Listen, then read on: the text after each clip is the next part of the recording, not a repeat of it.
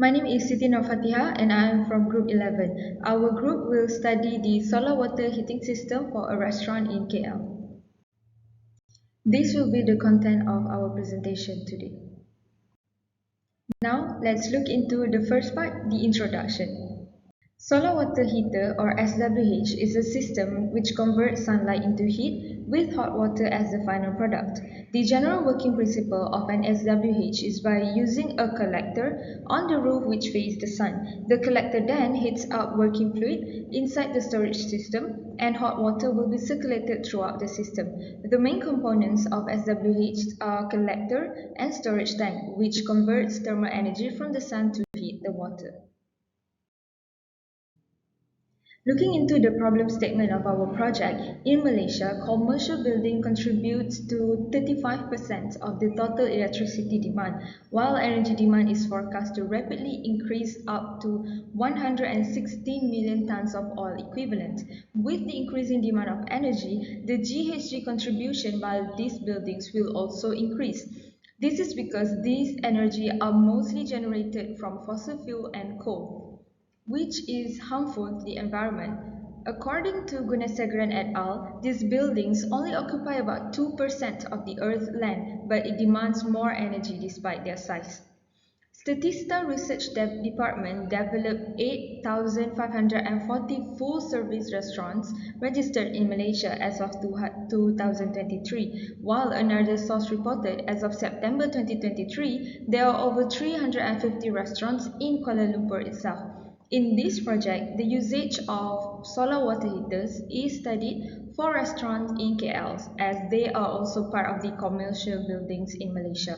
So we want to know how to reduce the energy dependence on non-renewable sources. The goal is to produce an efficient solar water heater which can reduce dependence on coal-generated electricity by substituting solar energy as a renewable source. The scope of work of this project is as follows. We started by identifying the initial needs and then following that is producing the project activities, Gantt chart and milestone. And then the concept design with sketches are produced followed by the technical drawings. Lastly, we discuss on the sustainability of this project towards the environment. The project has three objectives. The first one is to design a solar water heater for a restaurant in KL that works at 85 degrees Celsius. Next is to supply a maximum of 3 meter cube of water from the solar water heater to the restaurant. And lastly, we want to design the solar panel based on 7 hours of sunlight obtained in Kuala Lumpur, Malaysia. A very good day. My name is Hilda and I will be presenting the literature review. So, according to SolarMate, in Malaysia there are four types of solar water heating system. First, the passive solar water heating system. Then we have the active solar water heating system. We also have the drain down system as well as the heating system with vacuum pipes. As for the solar collectors, there are two types of solar collectors, which are evacuated tube collector and flat plate collector. Evacuated tube has higher efficiency in cold and cloudy conditions, is more complex to install, has a higher initial cost and a greater heat absorption, whereas for flat plate, it is more suitable for moderate climates such as in Kuala Lumpur. It is more easier to install. Generally, it is also more cost effective and it has a longer lifespan due to its durability and robustness. The table in figure 2.1 shows the climate parameters for Kuala Lumpur, Malaysia.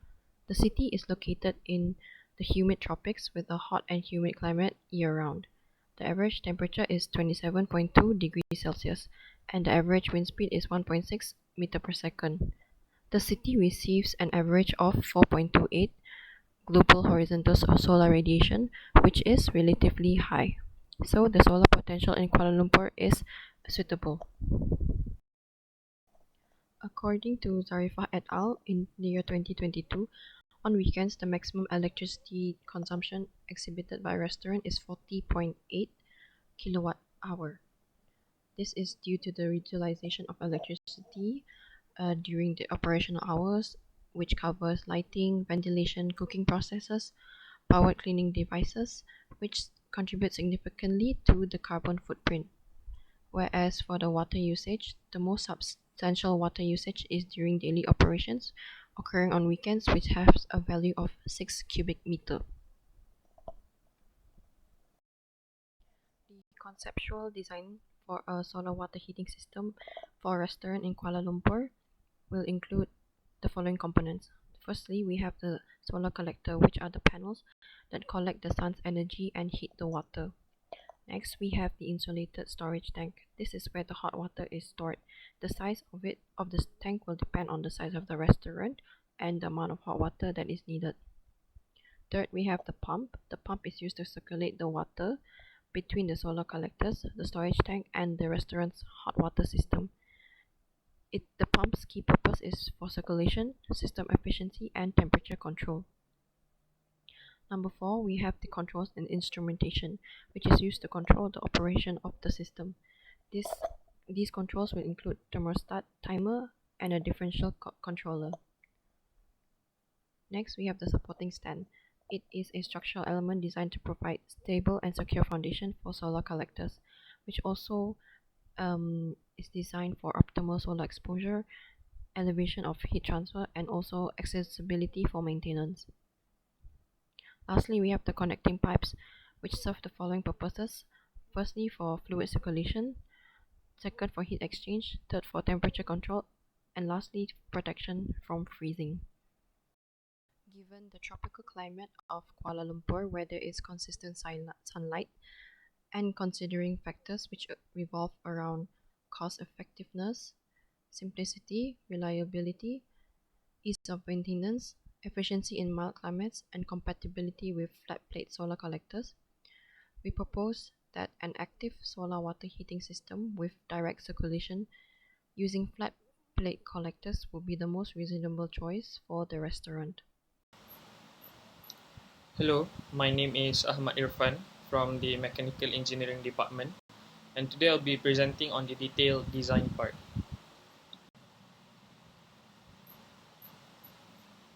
So first of all is the design specification and assumptions of our solar water collector.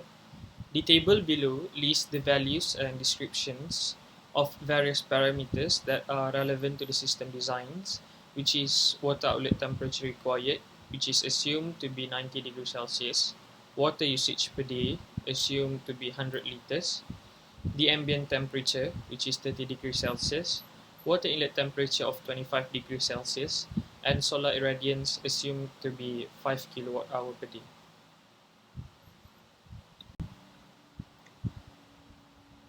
Next is the initial sketch of our solar water collector conceptual design. This figure shows a hand-drawn diagram that illustrates the components and flow directions of the system design. This diagram includes a hot water storage tank, a solar collector, and a circulating pump. Moving on is the detailed design of our solar water collector, a set of 2-dimension and 3-dimension technical drawings drawn using the AutoCAD software. So the figure shows a detailed design for a solar water heater system that consists of 3 main components: a solar water collector, a circulating pump, and a storage tank. And as you can see in the figures are some of the key features of the designed solar water collector. For the calculation part, first of all, we calculate the heat required. As we assume the water usage in the restaurant per day is 100 liters, using the formula, we obtain a value of 25.1 kilowatt hour per day, equivalent to 90,360 kilojoule per day. And then, using the obtained value, we did an estimation of required absorber area with an assumption of the glass transmittance equal to 85%, the glass with emissivity of 0.85, removal factor of 0.8, overall heat losses coefficient of 6.4 watt per meter, and lastly the absorber area.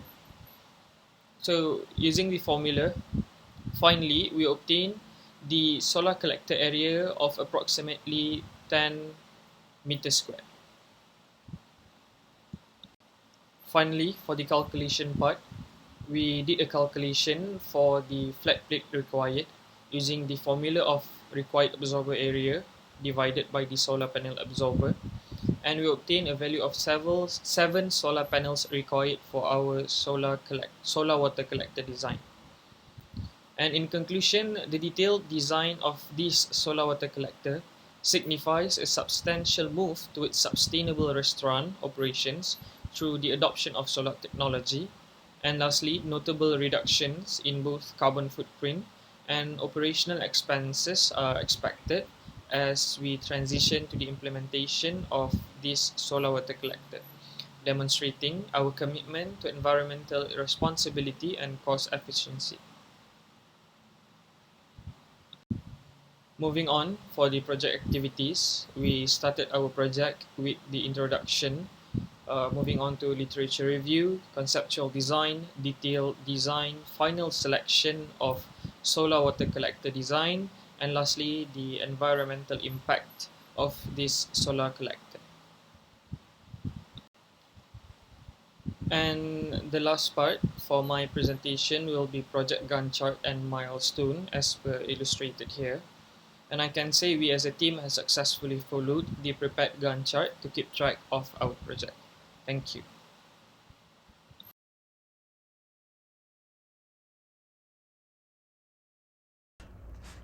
Hello everyone, my name is Mustafa Al-Khalil and I'm going to talk about the final design selection.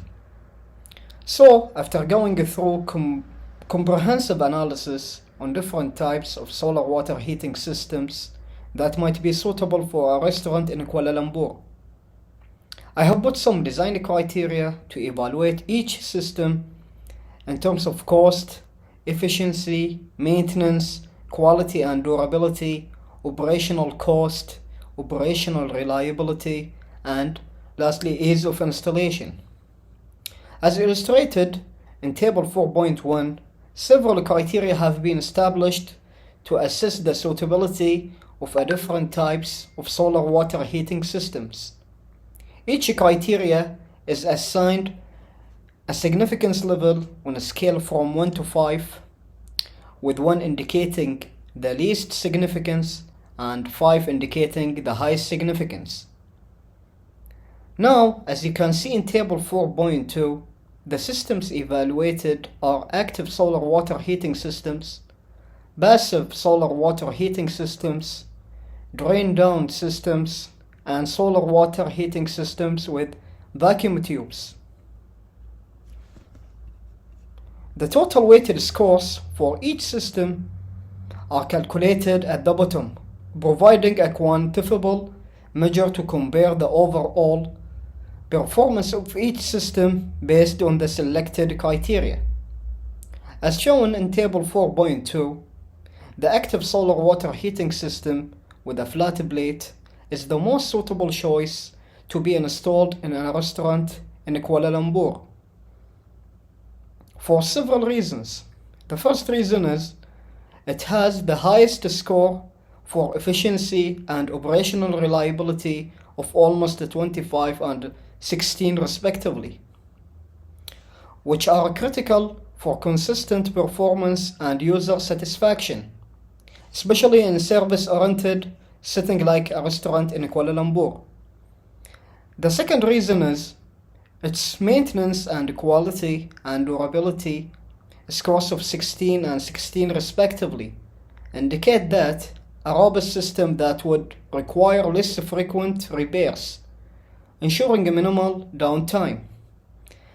Additionally, while not the cheapest, its cost is justified the high score of 25 in essential areas that contribute to a long-term savings and reliability.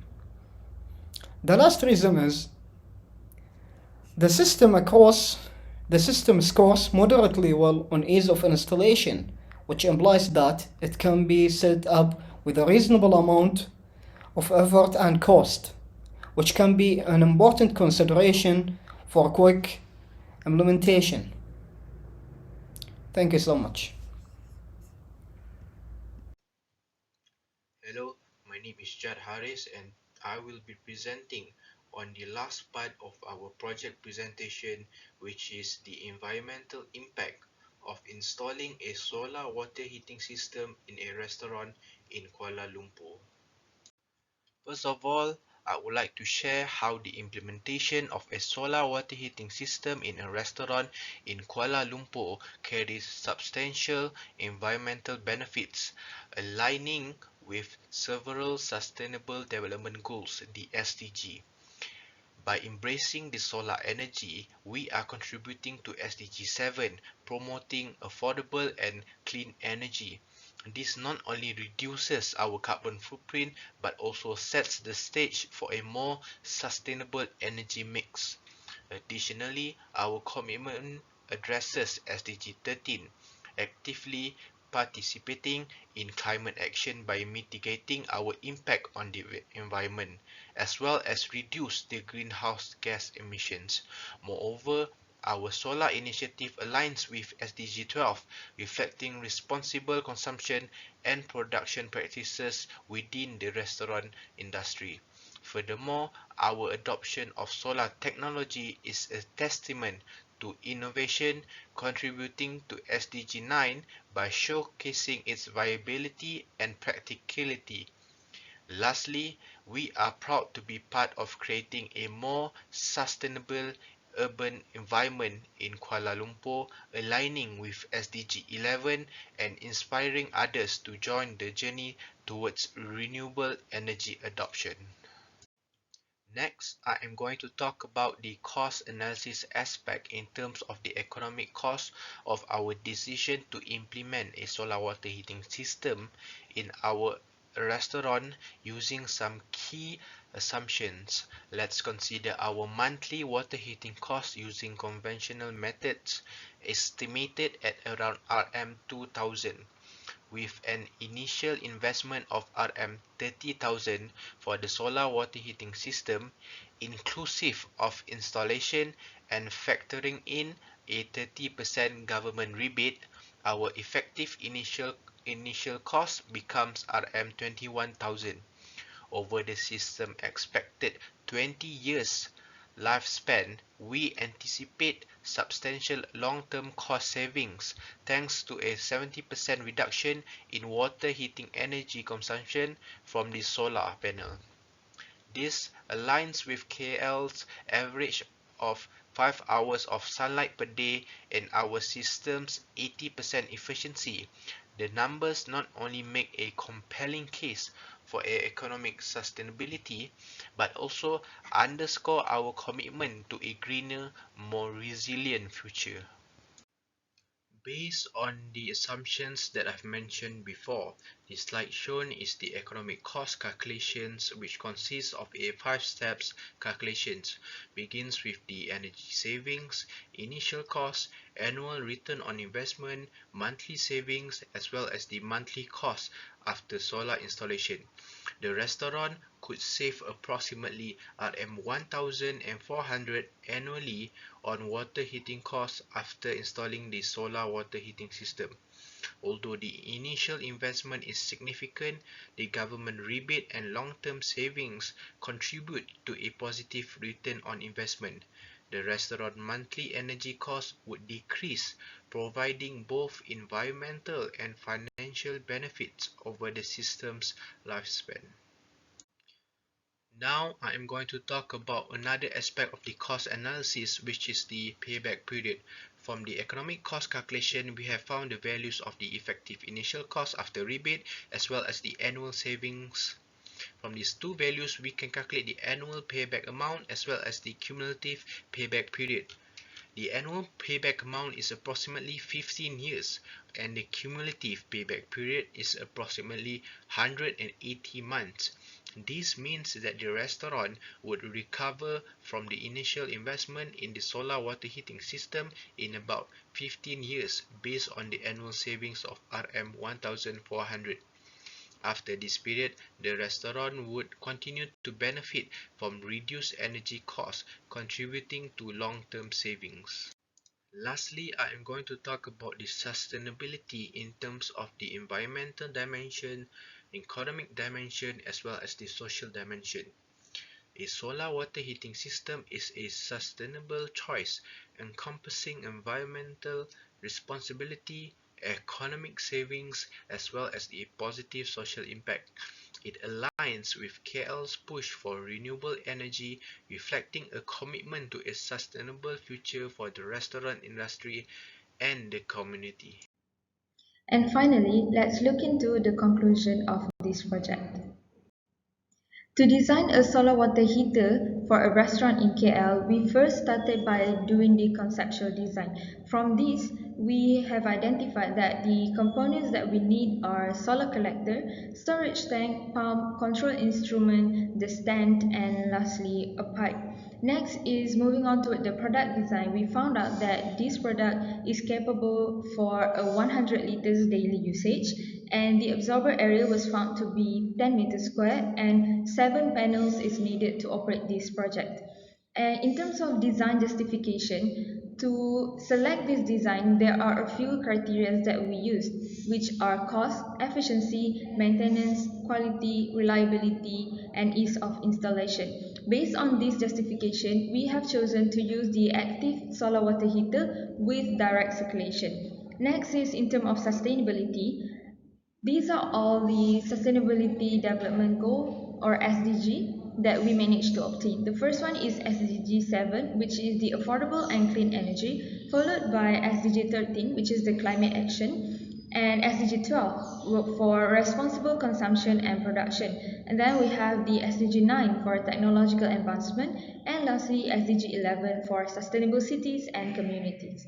Lastly, in terms of cost analysis, we found out that the payback period of this project is 15 years, in which annually we can save about 1,400 ringgit. That's all from us. Thank you.